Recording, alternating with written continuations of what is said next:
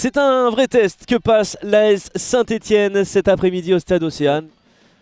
Attention au Havraises, il leur en faut pas beaucoup. Michael Accardia, superbe contrôle. Si elle réussit à enchaîner derrière, Michael Accardia qui peut partir en dribble. Attention à Inès Benyaya qui va pouvoir marquer le premier but de cette partie.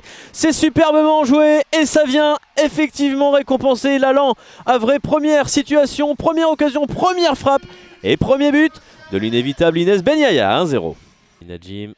Oh, le petit ballon qui est glissé dans la profondeur vers Michael Accardia. Est-ce qu'elle va réussir à résister? Oui, attention, il y a une ouverture sur le côté avec Silke Demeyere qui va frapper. Le but de Silke Demeyere, magnifique frappe en première intention.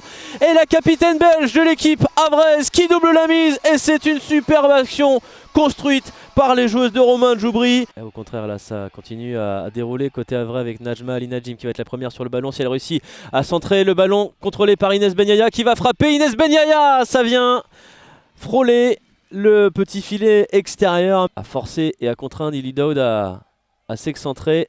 Amandine Pierre-Louis, attention, peut-être la première situation pour l'équipe de Saint-Etienne. Elle était pas loin, Solène Champagnac, de venir tromper Katrina Talaslati qui doit à nouveau intervenir.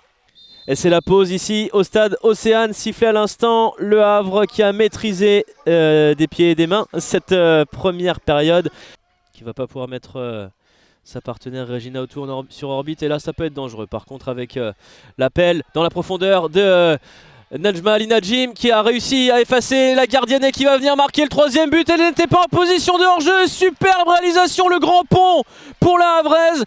Romain Djoubri peut serrer le point, ça fait 3-0. La contre-attaque fatale pour l'AS Saint-Etienne qui était pourtant bien revenu.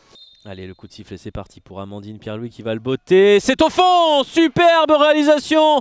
Elle a réussi tout simplement à transpercer non seulement le mur, mais aussi la vigilance de Katrina Talaslati. Attention, voilà les Havraises à nouveau à l'entrée de la surface de réparation avec Michael Accardia qui peut retrouver la nouvelle entrante Zoé Stevenard qui va réussir à frapper et qui va trouver le petit filet. L'appel d'Inès Benyaya dans le bon tempo. Il va y avoir du monde à la retombée.